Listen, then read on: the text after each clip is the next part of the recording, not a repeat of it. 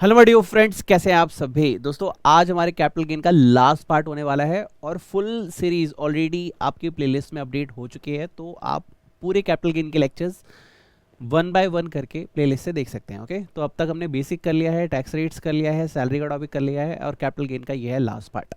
इसके बाद हम नेक्स्ट लेक्चर से पीजीबीपी कंटिन्यू सीरीज में स्टार्ट करने वाले हैं। तो आज लास्ट पार्ट में हम करने के वाले एक लास्ट प्रोविजन हमें सीखना है कैलकुलेशन के एंगल से, और उसके बाद हम सिर्फ प्रैक्टिकल्स क्वेश्चंस करेंगे अराउंड 4 to 5, जिससे हमें कॉन्सेप्ट की 100% क्लियरिटी हो जाए।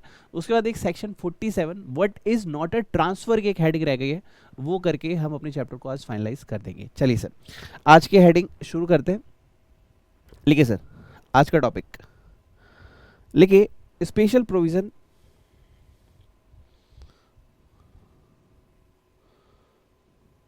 Provision for resident individual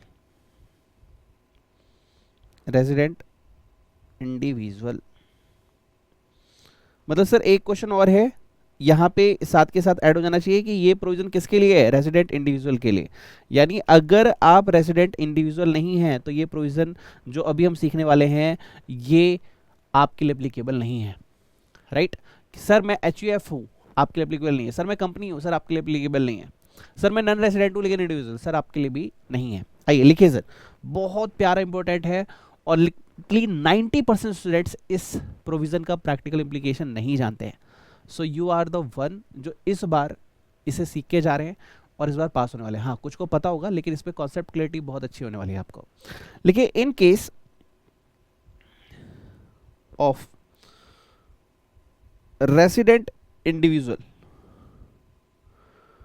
if total income total income total income excluding long term capital gain, ये एक्सक्लूडिंग के हेडिंग को मैं थोड़ा नीचे लिखूंगा ताकि ना हमारा स्पेशल अटेंशन जाना चाहिए कि ये प्रोविजन जा किस बात पे रहे। Excluding long term capital gain 112 and 112A, right, and short term capital gain, this is 111A, right, and casual income। Casual income कौन सी है सर, जिसपे 30% का टैक्स रेट लगता है, वो वाली, ठीक है। Casual income is below the amount which is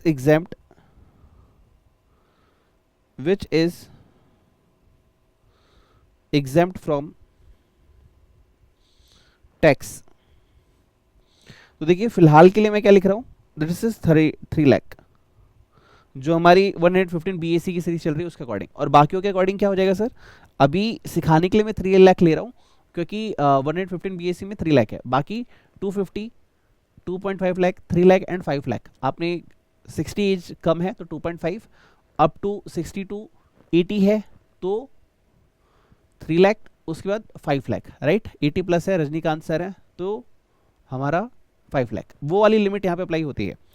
is below the amount which is exempt from tax, that is 3 lakh. मैं फिलहाल 3 लाख ले रहा हूं। In such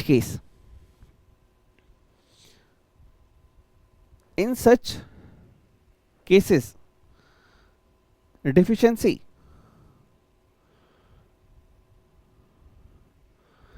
deficiency in the exemption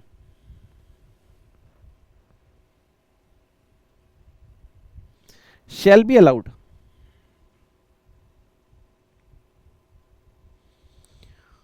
from LTCG, allowed from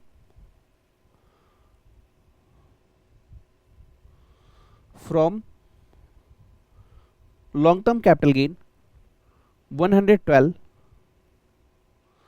और short term capital gain 111A और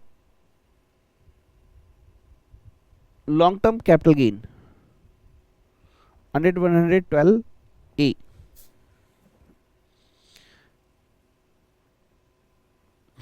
in order that sorry in that order in that order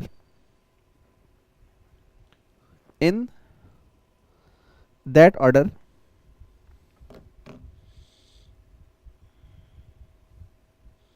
इसको मैं और रिफाइंड लैंग्वेज में लिखने की कोशिश करता हूं,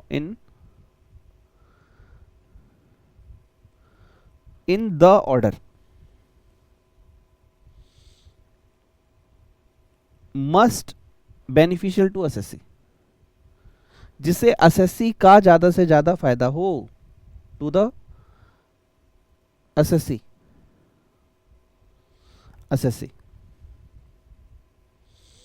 और इसके बाद आप एक लास्ट लाइन यहां पे लिखेंगे, such benefit is not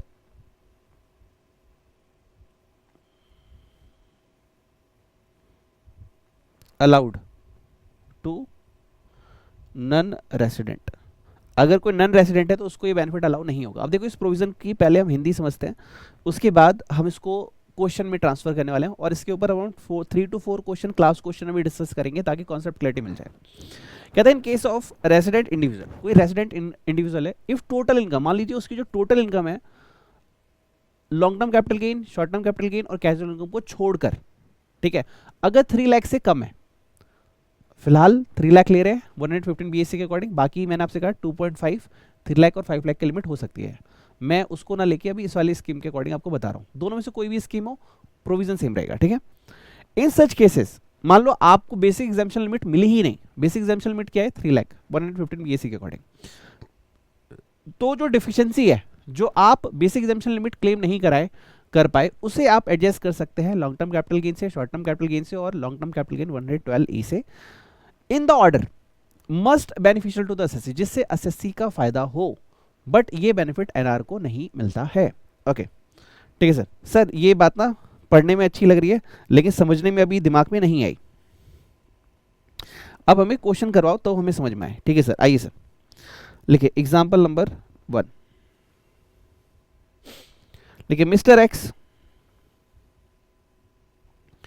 has, mister X, X नाम अच्छा नहीं लगता मुझे, mister Lakshman, mister Lakshman has long term capital gain, amount लिखिएगा 7 lakh and deduction allowed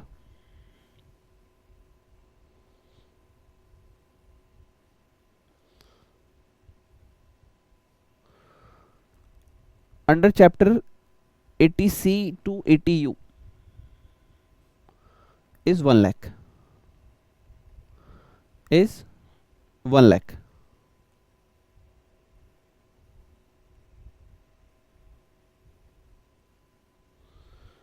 is 1 lakh। Okay,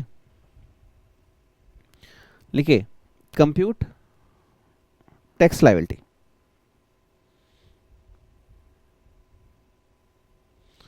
देखो मैंने आपको एक नॉर्मल सा केस दिया कि भैया 7 लाख की इनकम है, डिडक्शन 80C to 80U है, आप उसकी लायबिलिटी जो है वो कैलकुलेट करके दिखाओ।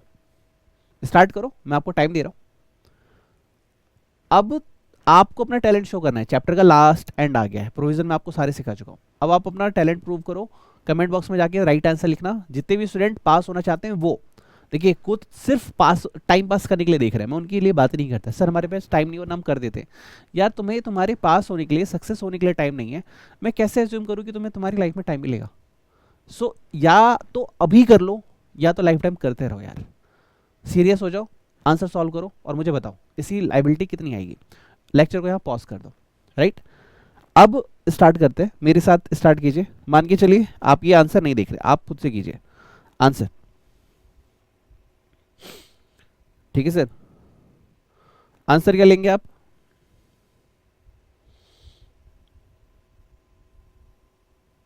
कंप्यूटेशन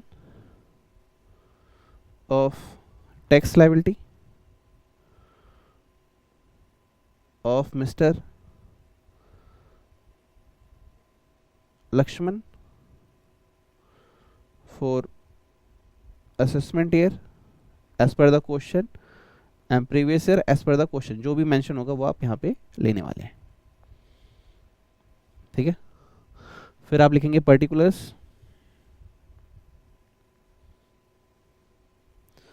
फिर आप लिखेंगे amount,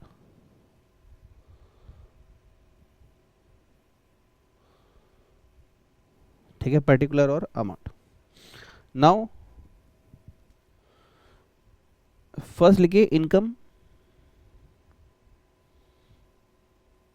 under the head capital gain, under the head, under the head मत लिखो, under the capital gain, income under the capital gain.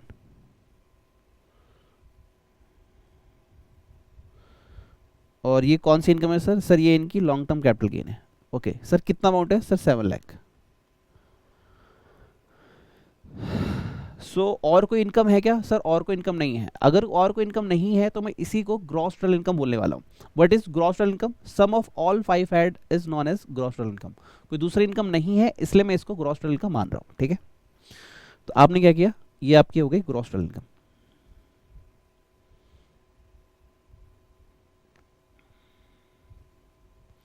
Gross total income 7 lakh, ठीक है। अब यहां पे एक पॉइंट आता है, less deduction under section 80C to 80U। अब यहां पे एक स्टार लगा लेना, पहले शायद आपको बताया नहीं होगा, मैं आपको बता दूं कि ये जो स्पेसिफिक केसेस है ना, LTCG, STCG, LTCG 112A, इसमें से कभी भी डिडक्शन अलाउड नहीं होती, ठीक है। डिडक्शन अलाउड होती है नॉर्मल बंदों के लिए जो नॉर्मल बिजनेस करके नॉर्मल सैलरी करके पैसा कमा रहे हैं, इसमें से कोई भी डिडक्शन अलाउड नहीं होती। तो आप स्टार लगा दीजिएगा, आप यहां लिखेंगे नील। नील क्यों? क्योंकि इसमें से डिडक्शन अलाउ होती ही नहीं है। Okay, now what is we have, this is total income. Deduction less कर दिया हमने, हमें मिल गई टोटल इनकम इज 7 लाख, ठीक है सर। ओके, अब मुझे कंप्यूटेशन ऑफ टैक्स लायबिलिटी बताओ, क्या आएगा?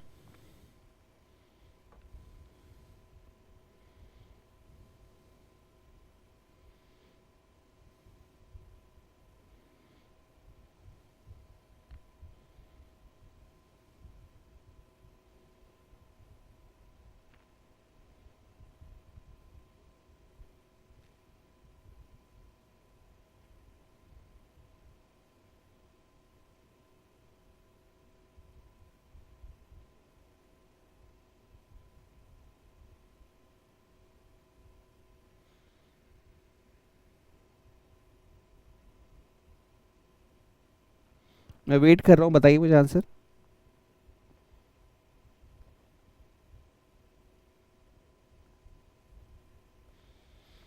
ठीक है सर, तो ये आ गया 7 लाख। अब मैं वेट कर रहा हूं, मैं उम्मीद कर रहा हूं आप कर चुके हो, अब मैं आपको गाइड कर रहा हूं, राइट। अब लिखेंगे आप टोटल इनकम के बाद computation of tax liability, computation of tax liability. हम इनकी टैक्स लायबिलिटी नहीं बताने जा रहे हैं, ओके। क्या सर हम शॉर्ट फॉर्म एग्जाम में यूज करेंगे? बिल्कुल नहीं, आपको फुल फॉर्म ही यूज करनी है। Tax on long term capital gain sir 4 lakh rupees. अरे सर 4 लाख कैसे हो गया, ये तो 7 लाख था। अभी हमने एक प्रोविजन पढ़ा, हमने क्या पढ़ा? In case of residential individual, कौन sir? Laxman. If total income कैसा? 7 lakh rupees, excluding LTCG STCG casual income is below the amount which is exempt from the tax. यानी बेसिक एग्जाम्पशन लिमिट मिल रही है क्या? नहीं मिल रही। तो मैं बेसिक एग्जाम्पशन लिमिट को कहां से एडजस्ट कराऊंगा? Long term capital gain, short term capital gain, long term capital gain, ठीक है, समझ में आ रहा है। अगर मैं अपनी बेसिक एग्जाम्पशन लिमिट को एडजस्ट ही नहीं करा पाया तो मैं अपनी बेसिक एग्जाम्पशन लिमिट को पहले एडजस्ट कराऊंगा, उसके बाद मैं आपको टैक्स दूंगा, ओके, ठीक है सर। तो 4 लाख कैसे आया सर? तो आप यहां पे लिखेंगे 7 लाख माइनस 3 लाख, ठीक है, eight the rate 12.5%, right. This is 50,000, ठीक है, लेस रिबीट अंडर सेक्शन 87A। क्या तुम्हें याद है कितना रिबेट मिलेगा? सर अगर हम 115 बीएसी के साथ चल रहे हैं तो हमें मिलेगा 25,000 का रिबेट, और अगर हम नॉर्मल स्कीम के साथ चल रहे हैं 2.5 लाख, 3 लाख और 5 लाख के साथ, तो फिर हमें रिबेट मिलता है 12,500। तो मैं यहाँ रिबेट ले रहा हूँ 25,000। ओके, नाउ 25,000 ये आ गया आपका tax before health and education cess कितना आ गया sir? This is 25,000। Now add health and education cess at the rate 4%. This is your 1,000, and this is your final tax liability. This is tax liability.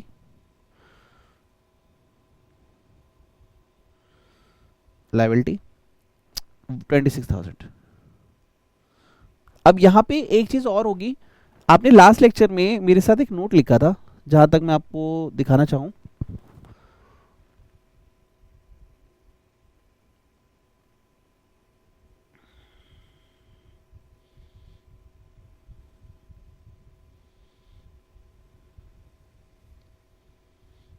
Give me a second.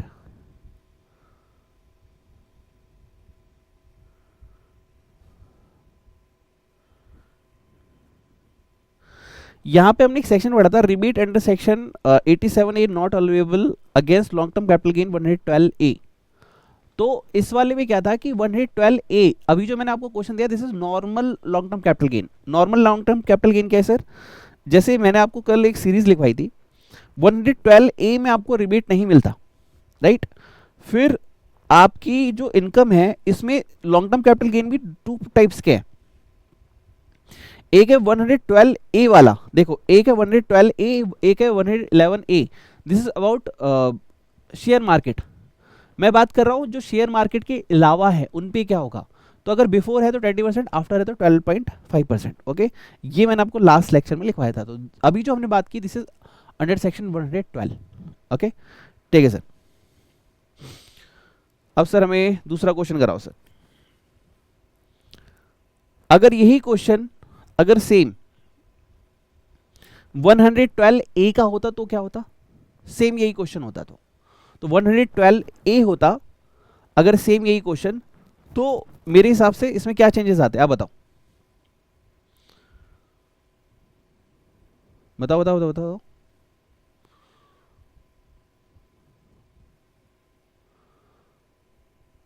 बता सकते हो? नहीं, चलो करके देखते हैं। लिखो एग्जाम्पल नंबर 2, लिखिए, क्वेश्चन लिखिए मेरे साथ। मिस्टर लक्ष्मण, सेम क्वेश्चन है, ठीक है। Long term capital gain under section 112A, ठीक है, and deduction under 80C to 80U is 1 lakh. Now compute tax liability. Tax liability आपको कैलकुलेट करके बतानी है। Compute tax liability. चलो सर, अब क्वेश्चन करके बताओ। वीडियो को यहाँ पे पॉज करो और मुझे दिखाओ अपना हुनर कि हाँ sir I can solve this. 112A तुमने लास्ट लेक्चर में पढ़ा है, मुझे इसके ऊपर तुम्हारा आंसर चाहिए।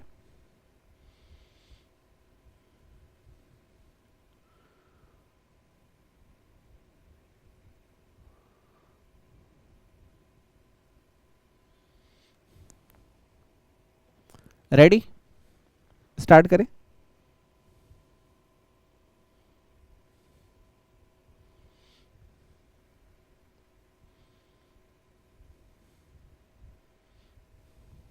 चलिए सर, तो आप लिखेंगे computation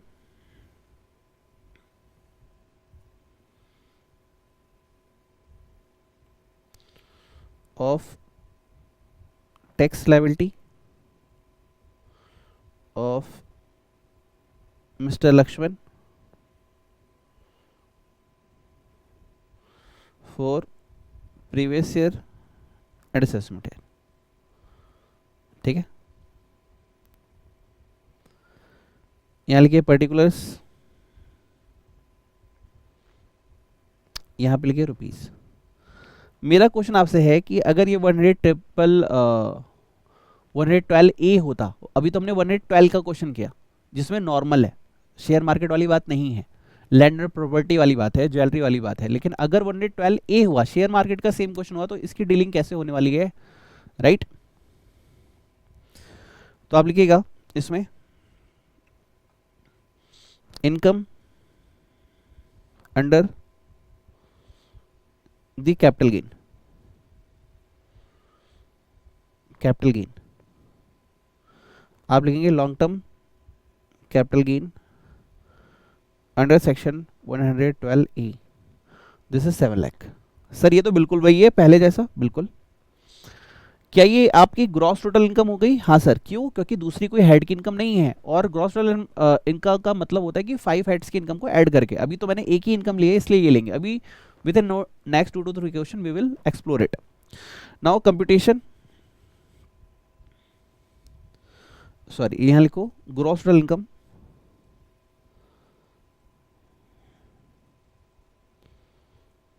gross total income 7 lakh less deduction ETC to ETU, हम क्या लेंगे? निल। मैंने आपको अभी अभी बताया था कि डिडक्शन सिर्फ नॉर्मल इनकम से मिलती है, जो इस टाइप की इनकम है, long term capital gain, casual income, short term capital gain, इन सबसे नहीं मिलती। कौन सी short term capital gain? 1,111A वाली, राइट? ठीक है sir, this is what, this is total income, total income,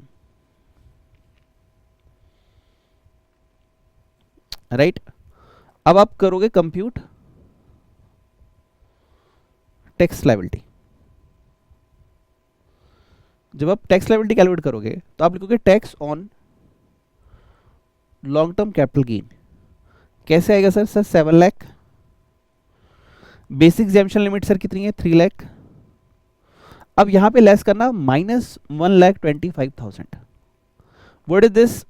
this is what हमने कहा था 112A और 112A के अंदर कि जब लॉन्ग टर्म कैपिटल गेन होगा स्टॉक मार्केट के अंदर, तो हम इन एक्सेस ऑफ 1,25,000 पे टैक्स लेंगे, राइट? याद आ रहा है? और वही शॉर्ट टर्म कैपिटल गेन होगा। अगर मैं सेम यही question short term capital gain दे दूंगा तो उसमें 1,25,000 लेस नहीं होगा, राइट?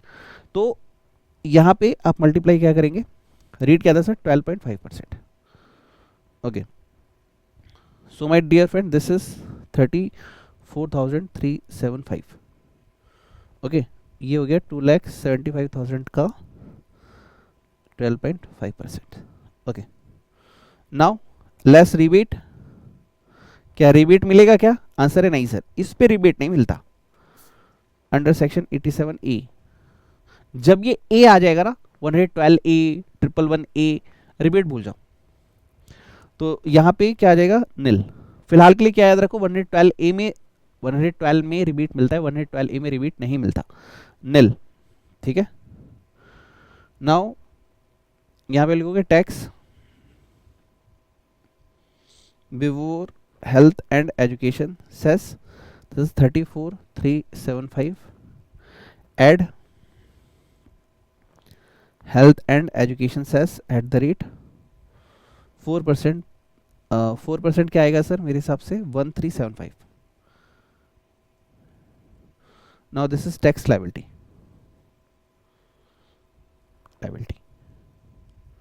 This is 35,750। ठीक है सर, अब मैं देखो आपके लिए और कोई बढ़िया वाला क्वेश्चन। एक सेकेंड को, जरा चल के हो, जरा चल के, जरा चल के तो वृंदावन देख।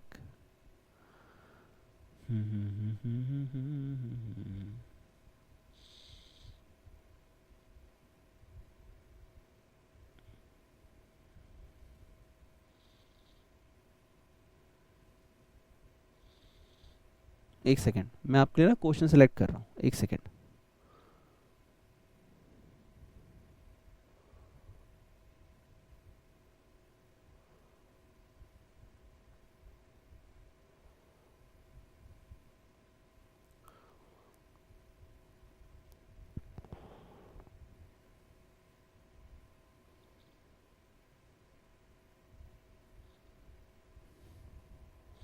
चलिए सर,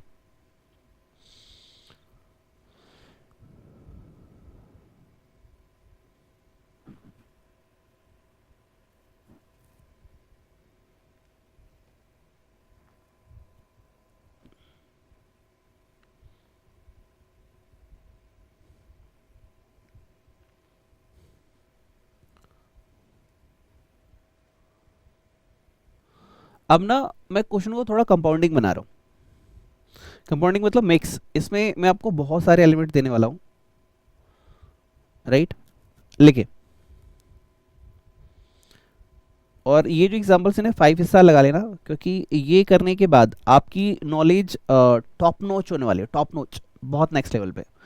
लिखिए, mister Ram, right? Income under house property is 1 lakh. Income under capital gain is 2 lakh. ठीक है, और ये लिखना sir long term capital gain. इसके बाद आप लिखोगे income under capital gain, short term capital gain 111A is 5 lakh, और ठीक है, लिखो ग्रॉस टोटल इनकम, नहीं इतना ही। अब लिखो compute tax liability.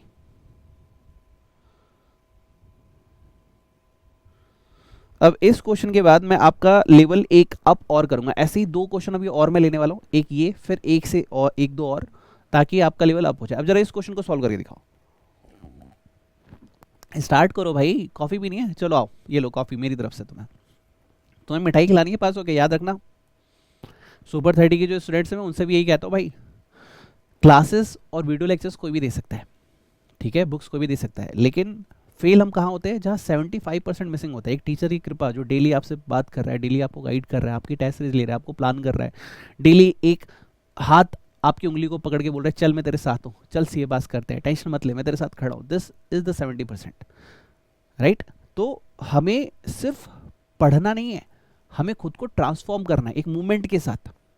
It's about the discipline, dedication, जो हमें हेल्प करेगी पास होने के लिए। चलिए क्वेश्चन करके दिखाइए फटाफट। वीडियो को पॉज कर दीजिए और सॉल्व करके मुझे बताइए, ठीक है? अब लिखिए सर मेरी साइड से answer.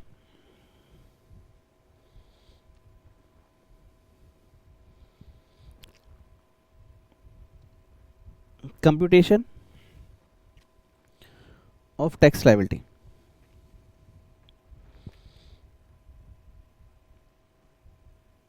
For mister Ram for previous year and assessment year, ठीक है, for previous year and assessment year, okay. now यहाँ पे particulars और यहाँ पे amount। अब देखो ध्यान सुनना, income under the house property is 1 lakh, okay. now income capital gain LTCG, जब भी LTCG आ रहा है मतलब ये नॉर्मल वाला कैपिटल गेन है, ये शेयर मार्केट वाला नहीं है। जब भी शेयर मार्केट वाला होगा तो 112A साफ साफ स्पेसिफिक लिखना पड़ेगा, क्वेश्चन को याद रखना, ठीक है? This is 2 lakh. Now income under capital gain, this is short term capital gain 1111A, this is 5 lakh. Okay, now gross total income,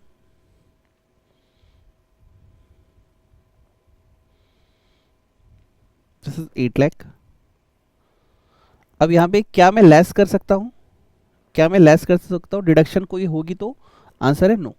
but हाँ कैसे, क्योंकि मेरे पास हाउस प्रॉपर्टी की इनकम है, तो up to the normal income I can take deduction. अगर मेरी हाउस प्रॉपर्टी, अगर यहाँ पे मेरी डिडक्शन होती है 1 लाख, तो मैं हाउस प्रॉपर्टी 1 लाख है इसलिए 1 लाख लेस कर सकता था, लेकिन डिडक्शन मैंने क्यों नहीं दी, क्योंकि मेरे को आपको बेसिक एग्जाम्पशन लिमिट वाला टॉपिक समझाना है. ठीक है, तो फिलहाल के लिए डिडक्शन कुछ है ही नहीं. तो ये हमारी हो गई टोटल इनकम. तो जब आप मेरे साथ लास्ट फाइनल चैप्टर पढ़ोगे ग्रॉस टोटल इनकम, तो मैं आपको सिखाऊंगा कि अगर बेसिक एग्जाम्पशन लिमिट छोड़ो, कैपिटल गेन सब कुछ है, अगर नॉर्मल इनकम अवेलेबल है तो मैं जहां तक नॉर्मल इनकम है, लेट्स सपोज क्वेश्चन में 1 लाख है तो मैं 1 लाख डिडक्शन ले सकता हूँ. डिडक्शन है 1.5 लाख और नॉर्मल इनकम है 1 लाख, तो मैं सिर्फ 1 लाख ही ले सकता हूँ. डिडक्शन है 20,000 और मेरे पास नॉर्मल इनकम 1 लाख, तो मैं सिर्फ 20,000 ही ले सकता हूँ. विच एवर जो लोअर होगा वो मैं डिडक्शन की तरह क्लेम कर सकता हूँ. ओके, ठीक है सर. अब मेरी बात को ध्यान सुनिए, लिखिए कंप्यूटेशन ऑफ टैक्स लायबिलिटी.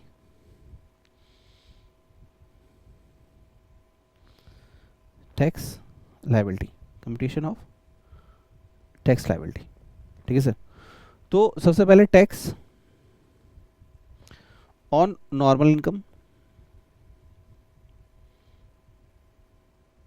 ठीक है, नॉर्मल इनकम पे टैक्स कितना होगा सर? नॉर्मल इनकम है 1 लाख और स्लैब रेट मेरे पास है 3 लाख का एज पर 115 BAC. ओके, तो मैं 1 लाख पहले यहां से एडजस्ट कर लूंगा, लेकिन सर मेरे पास 2 लाख अभी भी बचा हुआ है, मैं टोटल बेसिक एग्जाम्पशन क्लेम नहीं कर पाया, कोई बात नहीं, आई एम विथ यू. तो ये हो गया सर नील. नॉर्मल इनकम कौन सी थी? तो ये हाउस प्रॉपर्टी की इनकम थी ना, this is your normal income. ठीक है, अब क्या बचा सर मेरे पास? अब बच गया लॉन्ग टर्म कैपिटल गेन. तो tax on long term capital gain, right. तो यहां पे आप क्या करोगे, कितना है सर? 2 लाख की, 2 लाख ही तो है सर आपके पास. हाँ सर 2 लाख ही है, तो 2 लाख में से 2 लाख लेस कर लो. ओके, तो ये भी क्या हो गया नील. अब क्या बचा सर? अब मेरे पास बचा sir tax on short term capital gain. तो 5 लाख का मल्टीप्लाई में 20%, राइट. तो ये आपका आ गया 1 लाख. ओके, तो क्या रिबेट मिलता है? आप लिखोगे नो. 20% 1 लाख, तो यहां पे आप लिखोगे हाँ ठीक है, less rebate under section 87A. Answer है नो. नो की जगह नील लिख दो. ठीक है, now tax is 1 lakh, add health and education cess 4%, this is 4,000 and this is your final tax liability.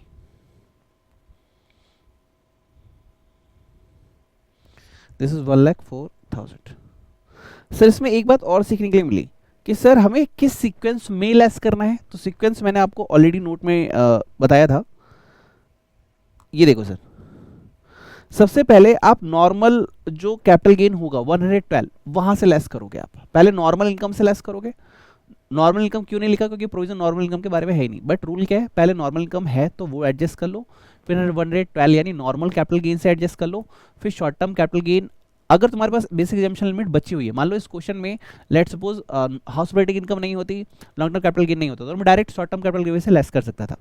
तो पहले बेसिक जो भी नॉर्मल इनकम है, फिर लॉन्ग टर्म कैपिटल गेन 112 जो कि आपका कैपिटल गेन है लॉन्ग टर्म वाला, फिर short term capital gain 111A से लेस करोगे, फिर long term capital gain 112A से लेस करोगे. अब यहाँ पे क्या लिखा है सर? In the order. आपका ऑर्डर क्या होगा? Must beneficial to the assessee, जिससे एसएससी का फायदा हो.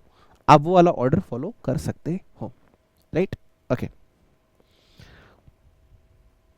सर, ये क्वेश्चन तो हमें पहली बार हमने किया है शायद, ऐसा कोई नहीं और करवा देते हैं. बोलो जी, धन गुरु नानक। ओम श्री मात्रे नमः। लिखे लिखे सर। अब मैं इसमें सारी चीजें ले रहा हूँ क्वेश्चन में, ठीक है, सारी चीजें ऐड कर रहा हूँ, जो भी अब तक आपने पढ़ा सब ऐड कर रहा हूँ, ठीक है। देखिए इनकम मिस्टर राम, लिखिए income under the head house property 50,000। Okay, now income under capital gain LTCG। LTCG मतलब 112। ए नहीं, ए तो हो गया स्टॉक मार्केट वाला, ये है सर आपके पास 1 लाख, ठीक है। Now income under capital gain, और अब है आपके पास short term capital gain 111A। This is let suppose again 50,000। Okay, now income under capital gain long term capital gain 112A। This is let suppose 8 lakh। Okay, now compute tax liability। धन गुरु नानक। मजा आ गया भाई, बहुत बढ़िया question है sir, बहुत बढ़िया, मजा आ गया सर। ये ग्रॉस टोटल इनकम का क्वेश्चन करा रहा हूँ, इसके बाद जब मैं आपको पीजीबी भी कराऊंगा ना, मैं आपको लेट ही बोल रहा हूँ, ग्रॉस टोटल इनकम में टेंशन ही नहीं होगी, उसमें सब कुछ सिखा डालूंगा मैं आपको। बस ऊपर वाले से दुआ कीजिएगा सब कुछ ठीक रहे, लेक्चर कंसिस्टेंसी बेसिस पे आए। हाँ, कंसिस्टेंसी से याद आया, गुरु दक्षिणा नहीं दी क्या, वीडियो को लाइक नहीं किया तो लाइक करो, चैनल को सब्सक्राइब नहीं किया तो सब्सक्राइब करो, और लिटरली दुआओं से काम करो। मेहनत तो हम कर ही रहे हैं। वीडियो की जो प्लेलिस्ट है टैक्सेशन की, वो जाके अपने दोस्तों को शेयर करो, बोल के भाई देख ईमानदारी से पढ़, पास हो जाएगा, मेरी तरफ से एक गिफ्ट है, जरूर कर। और कमेंट बॉक्स में जाके जरूर लिखना आइदर आई एम सी ए और आई एम सी ए। मतलब रोज ये बात हम क्यों बोलते हैं, हर लेक्चर में क्यों बोलते हैं, ताकि हमें क्लियरिटी मिले हर बार कि here we are not to do just a hard work, we are in a system to get CA successful result. So for a CA successful result, either I am CA or I am CA। I am C A dreamers में मैं वो इंसान हूँ जो सी ए बनने का सपना देखता हूँ। We are C A dreamers, ये कम्युनिटी जी सी ए ड्रीमर्स की है जो सपना देखती है सी ए बनने का, एंड इस कम्युनिटी से मुझे एनर्जी मिलती है, इसलिए I am next C A finalist. I am C A dreamers, we are C A dreamers and I am next C A finalist, क्योंकि मुझे इस बार 100% पास होना है, राइट। Compute tax liability. अभी तो सोचो बस लेक्चर में तो इतनी एनर्जी दे रहा हूँ, जो सब्बुर 30 के स्टूडेंट्स होते हैं ना भाई, मैं तो मेरी जो प्लानिंग है उसमें अब मैं क्या कर रहा हूँ, पेरेंट्स को भी ऐड कर रहा हूँ, एक पर्टिकुलर ग्रुप बना के पेरेंट्स को ऐड कर रहा हूँ, क्या कि उनको पता चले कि मैं उन्हें टारगेट क्या देता हूँ, उन्हें पता चले कि उनका टेस्ट क्या हो रहा है, सब कुछ वो भी मुझसे बात करें, मैं भी उनसे बात करूँ, बच्चे पे पूरा फोकस कि देखिए ये वाली डाइट है, इस तरीके से खाना है, इस समय पढ़ना है, सब कुछ मैं आपके साथ हूँ। मतलब पूरा जो भी टाइमिंग पीरियड आप मुझे दे रहे हैं, 3 मंथ का, 6 मंथ का, 12 मंथ का, कि भाई रिजल्ट तो आना चाहिए यार, ये ना हो कि बस आया बच्चा और फेल हो गया, ओ सॉरी ये तो रिजल्ट ही टफ है। नहीं, टीचर की लाइबिलिटी बनती है कि अगर कोई बच्चा तुमसे जुड़े तो तुम उसे पास करवा के उसकी डेस्टिनी बना के फिर आगे बढ़ो। सिर्फ एडमिशन पे फोकस मत करो, प्रोसेस पे फोकस करो कि उस बच्चे की जिंदगी बदले। ठीक है, क्वेश्चन कर लिया तुमने, बात ही सुनते रहते हो यार, जिंदगी बदलेगी, सब बदलेगा, पहले क्वेश्चन सॉल्व करो, ठीक है। चलिए सर, धन गुरु नानक, ठीक है सर। व्हाट इज धन गुरु नानक? तो आप रिंकू वीर जी को सुनो तब आपको समझ पता चलेगा। धनगुरु नानक इन द सेंस मेरे को मजा आता है, मैं उनकी वीडियो सुनता हूँ, जैसे प्रेमानंद महाराज जी है ना, वैसे एक रिंकू वीर जी है, वो पंजाबी हैं, बहुत अच्छी स्पिरिचुअल टॉक करते हैं, तो जब भी टाइम मिलता है 15-20 मिनट मैं प्रेमानंद महाराज को और उनको सुनता हूँ, ताकि इस कलयुग की नेगेटिविटी मेरे ऊपर हावी ना हो, पॉजिटिवनेस के साथ मैं अपने काम में आगे बढ़ूँ। ओके चलो जी, कंप्यूटर टैक्स लाइबिलिटी, लिखिए आंसर। इसके बाद मैं एक क्वेश्चन दूंगा सर बस, और उसके बाद मैं सेक्शन 47 पढ़ाऊंगा और चैप्टर एंड करूंगा। लिखिए, मैं डायरेक्ट क्वेश्चन कर दूंगा बिना format, please please please please please please, ठीक है। लिखो, income under the head house property 50,000, right. Income under capital gain, ये कौन सा है सर? 112 वाला, right. This is 1 lakh. Now income under capital gain, फिर है हमारे पास 100,111 वाला। तुम्हें पूरे फॉर्मेट में लिखना है, मैं बस तुम्हें गाइड करने के लिए आंसर लिख रहा हूँ वैसे, ठीक है। 50,000 now income under capital gain. अब हमारे पास कौन सा सर, 112E, ये है 8 लाख। तो हमारे पास ग्रॉस टोटल इनकम कितनी हो गई, ग्रॉस टोटल इनकम हो गई सर 10 लाख। क्या डिडक्शन लेस होगी, नो, तो आप लिखेंगे लेस। कोई भी डिडक्शन है क्या, दी भी नहीं है मैंने क्वेश्चन में, लेकिन फिर भी आपको लिखना है क्योंकि ये फॉर्मेट आपके दिमाग में सेट हो जाना चाहिए एग्जाम के लिए। और जो आप क्वेश्चन कर रहे हो एग्जामिनर कभी भी पूछ लेगा 5 मार्क्स के अंदर, ये टाइम पास नहीं चल रहा है, बहुत सीरियस टॉपिक है, इसलिए मैंने स्पेशल एक लेक्चर बनाया। मैं लास्ट चाहता तो लास्ट पार्ट में ही थोड़ा सा पढ़ा के क्वेश्चन करके करवा देता, नहीं, मुझे फुल क्लियरिटी इस पर चाहिए थी। नाउ आप लिखेंगे नील, धन गुरु नानक लिखो।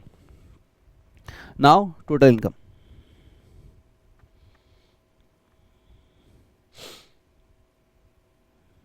तू मेरा पिता, अब लिखो कंप्यूट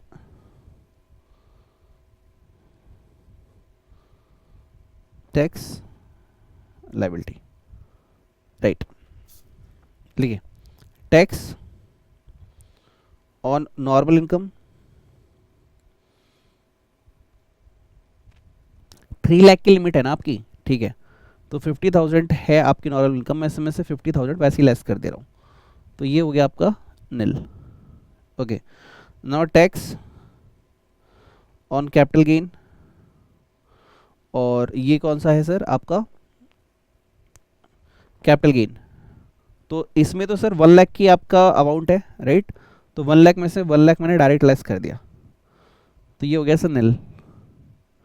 फिर है sir tax on short term capital gain, ये था लॉन्ग टर्म कैपिटल गेन, ठीक है।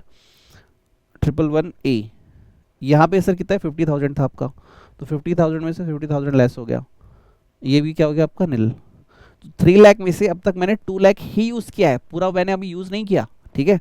Now tax on long term capital gain 112A, ठीक है। तो ये था आपका 8 लाख। 8 लाख में से मैं पहले अपना 1 लाख यूज कर रहा हूँ क्योंकि 3 लाख में से 2 लाख एडजस्ट हुआ है, 1 लाख एडजस्ट नहीं हुआ है, वो 1 लाख मैंने लेस कर दिया। इसके बाद प्रोविजन क्या था लॉन्ग टर्म कैपिटल गेन में, in excess of 1,25,000, so I will less 1,25,000। अब रिमेनिंग पे धन गुरु नानक 12.5% में टैक्स लगाऊंगा, और this is 71,875। Okay, again question आ गया सर 71,875, क्या रिबेट लेस होगा, आंसर है नो।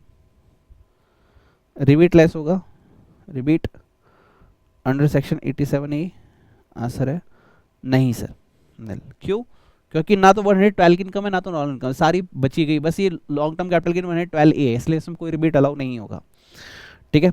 दिस इज 71,875, ये आपका आ गया टैक्स। अब इसमें ऐड कर दो health and education cess at the rate 4%, 2875, and this is your tax liability 74,750, ठीक है। तू मेरा पिता, तू ही है मेरी माता।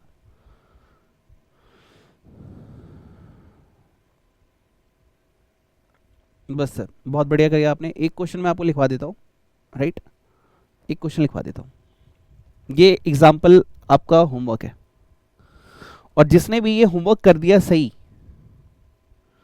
तुम्हें सॉल्व करना है, और सॉल्व करके कमेंट बॉक्स में एग्जैक्ट आंसर लिखना है, और पूरा फॉर्मेट मुझे व्हाट्सएप पे भेजोगे 9357199404 पे। और कमेंट बॉक्स में जितने भी बच्चे थैंक यू नहीं लिख रहे या गुरु दक्षिणा नहीं दे रहे, मैं वही बोल रहा हूँ, कर्ण और अर्जुन वाला हाल हो जाएगा, हर बार हमेशा बोलता हूँ, लिखा करो यार। I am next CA finalist, I am CA रिमस, वी आर सीए रिमस, आइदर आई एम सीए और I am CA, I am next finalist. मैं दिल से गॉड ब्लेस यू बोलूंगा, टीचर का आशीर्वाद लेना सीखो। इस जनरेशन जो जेन जेड और जेन वाई, पता नहीं जो भी जनरेशन चल रही है, इसकी यही प्रॉब्लम है कि टीचर का आशीर्वाद नहीं लेती भाई, बड़ों का आशीर्वाद से मतलब ही नहीं है। अपने माँ बाप का आशीर्वाद लो, जाको राखे साइयाँ मार सके ना कोई। जिसके पास अपने पेरेंट्स का आशीर्वाद है, जिसके पास अपने टीचर का आशीर्वाद है ना, उसे कोई भी प्रॉब्लम टच तक नहीं कर सकती, इसलिए अपने बड़ों का आशीर्वाद लिया करो। होमवर्क, होमवर्क में एक क्वेश्चन लिखो, मिस्टर श्याम, ठीक है, और इसकी प्रेजेंटेशन मेरे को एग्जाम वाली चाहिए भाई, ठीक है, ओके।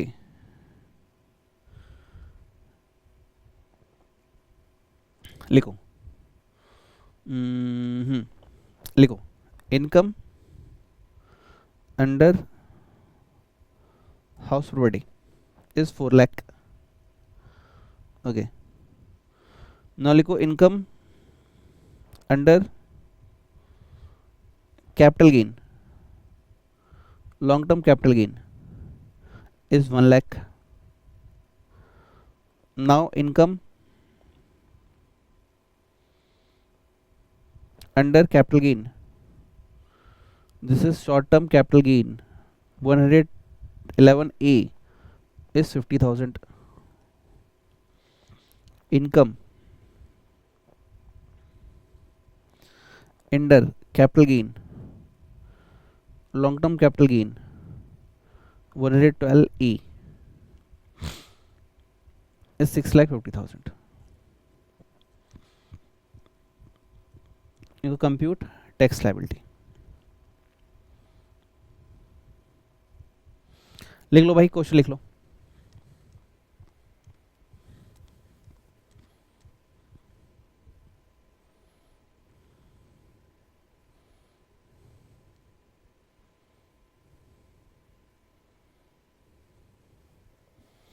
ठीक है, तो पहले नॉर्मल इनकम से एडजस्ट करोगे, राइट, उसके बाद नॉर्मल कैपिटल गेन और लॉन्ग टर्म कैपिटल गेन 112 से, उसके बाद 111A से, उसके बाद 112A से।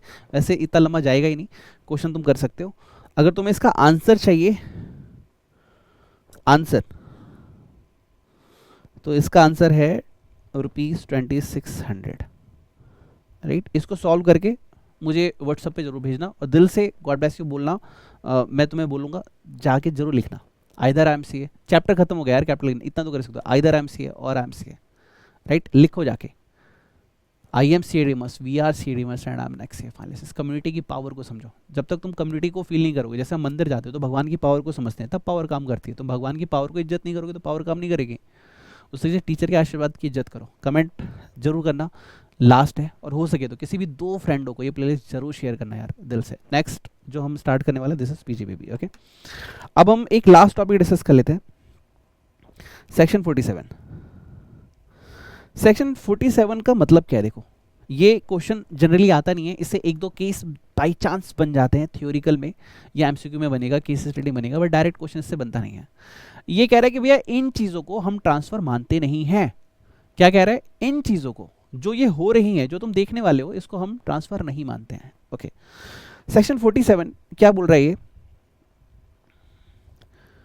Specifies certain transaction will not regarded as transfer for the purpose of capital gain tax. हम नहीं मानते भैया। जैसे distribution of capital asset on the total और पार्टीशन ऑफ HUF। HUF मतलब एक दादा थे, दादा के 2 बेटे, राम और श्याम। राम की भी शादी हो गई, श्याम की भी शादी हो गई। अब राम अपनी वाइफ और अपने 2 बच्चों के साथ अलग रहता है, और श्याम अपनी वाइफ और अपने 2 बच्चों के साथ अलग रहता है। तो खिटपिट आपको पता ही है, बर्तन बजे न बजे, लेकिन 2 औरत एक साथ रहती है तो बस्ती रहती है, बस्ती में खड़बड़ खड़बड़ खड़बड़, इस तूने मुझे कैसे बोला, मैंने तुझे कैसे बोला, तूने अभी देखा है तो जाना नहीं, मतलब जो भी। तो अब इस केस में क्या हो रहा है? दादा ने कहा खामोश, उन्होंने कहा आज से तुम सब अलग अलग रहोगे। तो दादा ने आधा घर राम को दे दिया, आधा श्याम को दे दिया।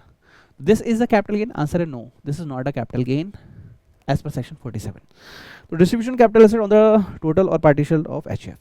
अब यहाँ पे एक क्वेश्चन आता है कि मान लो सर श्याम और राम को जो घर मिला है, अगर मान लो फ्यूचर में उन्होंने बेचा तो उनकी पीरियड ऑफ होल्डिंग कब से मानी जाएगी? तो यहाँ पे एक मंजुला शाह का एक केस होता है, राइट, CA फाइनल में, लेकिन मैं थोड़ा सा रेफरेंस दे रहा हूँ। वो ये केस कहता है कि अगर तुम्हें ये दादा से या पापा से मिला है, जिसके ऑनर तुम नहीं थे, तुम्हें किसी और से मिला है, तो पीरियड ऑफ होल्डिंग तुम्हारे दादा या पापा से ली जाएगी, ठीक है, और उनकी डेट से काउंट होगी सारी कैलकुलेशन। तो दादा ने और पापा ने जब वो घर खरीदा था, ईयर ऑफ ट्रांसफर वो माना जाएगा। तुम्हारा कब, ईयर ऑफ एक्विजिशन वो माना जाएगा, और ट्रांसफर कब होगा? जब तुम उसे सेल कर रहे हो। Now transfer of capital asset of individual और HUF अंडर अ गिफ्ट और विल ऑफ इररिवोकेबल ट्रस्ट। ऊपर क्या था? HUF, पूरी फैमिली अलग हो रही थी। यहाँ क्या है? Transfer of capital asset by individual और HUF अंडर अ गिफ्ट और विल। मान लो दादी के पास बहुत सारी ज्वेलरी थी, दादी मरने वाली थी, ठीक है, हे भगवान किसी की दादी ना मरे, आई लव दादीज। ओके, तो लेकिन मरते समय उन्होंने कहा बेटा मेरे पास दो दो हार हैं, एक मैं अपनी बड़ी बहू को देती हूँ, एक अपनी छोटी बहू को देती हूँ। सो क्या इस पे कैपिटल गेन लेना चाहिए थे बहुओं से? बहुएं मारेगी पटक पटक के कि एक तो अम्मा मर गई और ऊपर से तुम कैपिटल गेन मानने आ रहे हो? नहीं, उस पर कैपिटल गेन पे टैक्स नहीं लगेगा। हाँ, एक केस और बनता है, अगर बहुओं ने बेचा फ्यूचर में तो क्या? तो वही दादी की कॉस्ट ऑफ एक्विजिशन का ईयर और पीरियड होल्ड, मतलब दादी ने कब खरीदा वहां से पीरियड काउंट करना है और उस ईयर से आपको कैलकुलेशन लेनी है मंजुला शाह के केस के according, right. Okay, next, transfer of capital asset by company to subsidy company. अब यहाँ पे लिखा था parent company its nominee must hold the whole of the shares of the subsidy, यानी होल मतलब 100%। Subsidy company must be an Indian company. वो कह रहा है कि एक company capital asset by company to subsidy company, मतलब एक कंपनी अपने बच्चे को दे रही है, मतलब पापा अपने बेटे को दे रहे हैं। इनडायरेक्टली समझो, पापा कंपनी अपनी बेटा कंपनी को दे रही है। अब बेटा कंपनी पापा की मतलब उसका 100% बेटा होना चाहिए। अरे ऑब्वियसली बेटा तो 100% ही होता है, तो मैं वही तो बोल रहा हूँ। और बेटा जो होना चाहिए वो इंडियन कंपनी होना चाहिए। अच्छा, तो अगर पापा अपने बेटे को कुछ दे रहे हैं तो इस केस में कैपिटल गेन हम नहीं मानेंगे। This is the simple case, ठीक है सर। ये इतना फनी में इसलिए बता रहा हूँ क्योंकि फनी ही है, इसको ऐसे ही याद रखो, बहुत सीरियस पढ़ोगे तो हो सकता है दिमाग से निकल जाए, राइट। अगला है transfer of capital asset by subsidiary company to holding company. अब कह रहे हैं पापा अपने 100% होने चाहिए, ऐसा ना हो कि पापा स्टेप डैड होना चाहिए, ठीक है। The whole share of the subsidiary company must be held by the holding company, मतलब अब ना बेटा अपने पापा को दे रहा है और पापा 100% पापा होने चाहिए, ठीक है। और पापा क्या होनी चाहिए? इंडियन कंपनी होनी चाहिए। अगर पापा 100% पापा है, सर ये क्या लॉजिक है, पापा 100% पापा है और बेटा 100% बेटा है, हो सकता है ना। तो एक मूवी आई थी ना गुड न्यूज़, ये पता नहीं कौन सी करके, जिसमें तौबा मेरी तौबा करके जो गाना था, उसमें एक बच्चे के दो बाप होते हैं, तो इसलिए मैंने कहा 100% बाप होना जरूरी है, राइट। और बेटा भी 100% होना जरूरी है, तो समझ जाओ उस वाले केस का मतलब। तो ये कह रहे इंडियन कंपनी होना जरूरी है। अगर है पापा बेटे को दे रहा है, बेटा पापा को दे रहा है, तो कैपिटल गेन नहीं माना जाएगा, राइट। और फिर मंजुला शाह वाला केस लगा सकते हो अगर प्रैक्टिकल क्वेश्चन आया तो, वैसे तो नहीं आएगा लेकिन तो। Exceptions, the exemption mentioned in 3 and 4 will not apply if the capital asset transferred as a stock and trade। कह रहे कि अगर तुम्हें स्टॉक एंड ट्रेड की तरीके से कैपिटल एसेट ट्रांसफर हुआ है तब तो वो तुम्हारे बिजनेस का पार्ट हो गया, तो तुम स्टॉक एंड ट्रेड पर अलग ही ट्रीटमेंट करोगे, तब ये अप्लाई नहीं होगा। यहाँ पे एमसीक्यू बनने की चांसेस बहुत ज़्यादा है। अब sir in case of amalgamation, ठीक है, अमलगमेशन क्या होता है? When company A and company B मिलके कंपनी सी बन गई। अब कंपनी ए, अब जैसे एक मूवी थी जुदाई, उसमें एक हस्बैंड की दो वाइफ थी, तो फर्स्ट वाइफ सेकंड वाइफ दोनों मिलके क्या हो गए? Single wife. छोड़ो ये बकवास एग्जांपल है, सॉरी बकवास एग्जांपल है, इसको कट कर देते हैं। कंपनी ए है कंपनी बी है, दोनों ने अपने आप को पूर्ण समर्पित कर दिया, फुल्ली किसकी हो गई सर? नई कंपनी, कंपनी सी की। जैसे वोडाफोन और आइडिया मिल गए तो वीआई हो गया, राइट। तो इसी तरीके से एक कंपनी और दूसरी कंपनी दोनों मिक्स होकर एक नई कंपनी बन गई। तो जो नई कंपनी को असेट गया ट्रांसफर नहीं माना जाएगा, राइट। सेंड डिमर्जर, कंपनी सी ब्रेक हो गई, कंपनी सी ब्रेक हो गई कंपनी ए और कंपनी बी में, तो जो सी ने ए को दिया सी ने बी को दिया, इसे भी ट्रांसफर नहीं माना जाएगा। नाउ ट्रांसफर और issue of shares of resulting company in a scheme of demerger of the share holder of the demerge company, या फिर कह रहे हैं अमलगमेशन कंपनी। दोनों केस का सेम ही मतलब है। एक केस में ए और बी मिलके सी बने, तो ए कंपनी के जो शेयर होल्डर है और बी कंपनी के जो शेयर होल्डर है उन्हें नई कंपनी जो है वो शेयर अलॉट करेगी, तो कह रहे हैं उसे भी हम क्या नहीं मानेंगे, उसे हम ट्रांसफर नहीं मानेंगे। या फिर सी कंपनी डिमर्जर हुई ए कंपनी और बी कंपनी में, तो जो सी कंपनी ए को और बी के शेयर होल्डर को शेयर्स देगी तो उसको भी हम ट्रांसफर नहीं मानते। ओके, आगे क्या कहता है sir? Transfer made outside of capital asset using a rupee dominated bond of Indian company issued outside Indian by non resident to another non resident. कह रहे कि भाई नॉन रेसिडेंट जो था उसे दूसरे नॉन रेसिडेंट को बीइंग रूपी डोमिनेटेड बॉन्ड दिए, तो उसको भी हम ट्रांसफर नहीं मानते। Okay, transfer capital asset being government security carrying a periodic payment of interest made outside India through a intermediate dealing of the settlement of the securities by a non resident to another non resident, तो इस case में भी हम transfer नहीं मानते, ठीक है। अगला है सर, ये वाला इंपॉर्टेंट है सर, इस पे अमेंडमेंट मान के चलो, इसको थोड़ा अच्छे से पढ़ना है, ये 15 वाला पॉइंट नया है, ठीक है। 12 transfer of any following capital set to the government. हम ना ये चीज़ें गवर्नमेंट को दे रहे हैं। जैसे मेरे पास बहुत सारी बुक्स है, लेट सपोज मेरे पास लाइब्रेरी है, सच में लाइब्रेरी है, बहुत अच्छी सारी बुक्स है, तो मैंने वो गवर्नमेंट को दे दी। या फिर मेरे पास पेंटिंग है, फोटोग्राफ है, अगर ये कोई भी चीज़ अगर मैं यूनिवर्सिटी को दे रहा हूँ, म्यूजियम्स को दे रहा हूँ, गवर्नमेंट को दे रहा हूँ, तो इसे ट्रांसफर, आर्ट गैलरी को दे रहा हूँ तो इसे ट्रांसफर नहीं माना जाएगा। Now transfer by way of conversion of bond और डिवेंचर, जैसे आपने देखा होगा इंटरनल रिकंस्ट्रक्शन में स्पेशली देखा होगा कि आपके जो 8% डिवेंचर है ना, हम उसे कन्वर्ट करके 10% डिवेंचर कर देंगे, या आपके जो 9% प्रेफरेंस शेयर है ना, हम उसको 10% प्रेफरेंस शेयर कैपिटल कर देंगे। तो अगर ऐसा कोई कन्वर्जन है तो हम इसे ट्रांसफर नहीं मानते। Okay, transfer by way of conversion of preference shares, तो वही वाला क्वेश्चन दोबारा आ गया, प्रेफरेंस शेयर्स को अगर इक्विटी में कर रहे हैं तो फिर हम उसको ट्रांसफर नहीं मानते। Conversion of gold into electronic gold receipt and vice versa. अब तुम्हें पता है आफ्टर लॉकडाउन चोरी चकारी बहुत ज़्यादा बढ़ गई है, क्योंकि लोगों को पैसा चाहिए भाई, लिटरली दबा के पैसा चाहिए, और कोई भी फालतू खर्चा नहीं करना चाहता। एग्जाम्पल, अब बहुत सारा गोल्ड घर में रखा है, डर लगता है घर में पड़ा है सोना, फिर काहे का रोना, रोना है ना चोर आ जाएंगे, तो बोल रहा है भाई तू अपने गोल्ड को ना इलेक्ट्रिक फॉर्म में कन्वर्ट करा ले, gold into electronic gold receipt, EGR. तो अगर कोई बंदा अपने गोल्ड को जो फिजिकल फॉर्म था अगर उसको इलेक्ट्रॉनिक फॉर्म में कन्वर्ट करवा रहा है तो इसको भी ट्रांसफर नहीं मानते, बस यही मतलब है इसका। ट्रांसफर ऑफ कैपिटल से transaction reverse mortgage under scheme, ये इंपॉर्टेंट है, जरा इसको सुन लेना, और ये एग्जाम्प्ट भी है 1043 के अंदर, ठीक है। ये क्या होता है रिवर्ट मोर्टगेज, एक होता है मोर्टगेज, मतलब मैंने मोर्टगेज किया है, अपनी प्रॉपर्टी को बैंक को दिया और उसके बदले में कैश लिया। क्यों लिया सर? बिजनेस लोन चाहिए, या फिर कोई दिक्कत आ गई फैमिली की, क्या ऐसा हुआ है सर? हाँ सर मेरे साथ बहुत बुरा बुरा हुआ है, 1 साल से एक्सीडेंट पड़ा हुआ था मेरा, घर में एकदम बेसहारा था, कोई भी क्लासेस ट्यूशन नहीं थी, तो मुझे ऐसा करना पड़ा था। लेकिन ये रिवर्स मोर्टगेज का केस है, वापस आओ। ओके, तो अब रिवर्स मोर्टगेज के केस में क्या है, अब मम्मी पापा बूढ़े हो गए, बच्चे क्या है फॉरेन चले गए, या फिर बच्चे है ही नहीं, एक्सीडेंट में डेथ हो गई, एग्जाम्पल, सॉरी एग्जाम्पल है। ओके, तो अब मम्मी पापा ने क्या किया, अपनी प्रॉपर्टी बैंक को बोला कि भाई हमें ना घर खाने के लिए नहीं देगा, एक ही घर है, ये घर तुम ले लो, और ऐसा करो जब तक हम जिंदा है ना तब तक हमको एक ईएमआई देते रहो, हर मंथली 30,000 40,000 50,000 रुपये देते रहो। मतलब हम बैंक को बोल रहे हैं कि भाई हम तुझे पेमेंट नहीं करेंगे, तू हमें पेमेंट कर, और हमारे मरने के बाद ये घर तुम ले लिया। दिस इज रिवर्ट मोर्टगेज, और ये 1043 के अंदर माफ होता है। तो मेरे दोस्तों मैंने कुछ क्वेश्चंस मार्क किए थे होमवर्क में, और वो क्वेश्चन मैं अगेन रिकॉल करा रहा हूँ क्योंकि वो एग्जाम के लिए बहुत इंपॉर्टेंट है। हाँ, चैप्टर खत्म हो गया है लेकिन क्वेश्चन करना कंपलसरी है, और मैं एज्यूम करके चल रहा हूँ कि तुमने मेरे साथ शिद्दत से पढ़ाई की है। दूसरी एजम्पशन लेके चल रहा हूँ कि ये बुक तुम्हारे पास है, अगर बुक नहीं है तो सॉरी टू मेंशन दिस, तुम बहुत नालायक हो, बुक ले लेना, व्हाट्सएप मैसेज कर देना 93519404। बुक, पेन, कैलकुलेटर, खाना 4 दिन मत खाओ लेकिन ये चीज़ें तुम्हारे पास हमेशा होनी चाहिए। You are like a fighter यार, भगवान राम भी वन में गए थे ना, धनुष था उनके पास, समझो इस चीज़ को, एक योद्धा हमेशा एक योद्धा होता है। कभी भी बुक, पेन, कैलकुलेटर इन और रजिस्टर, इसके लिए कभी रोना मत। जब मैं क्लास 10th में था तो एक लड़का था दिलीप, ड्राइंग बहुत अच्छी बनाता था, उससे मैंने एक चीज़ बहुत अच्छी सीखी। क्या सीखी उससे?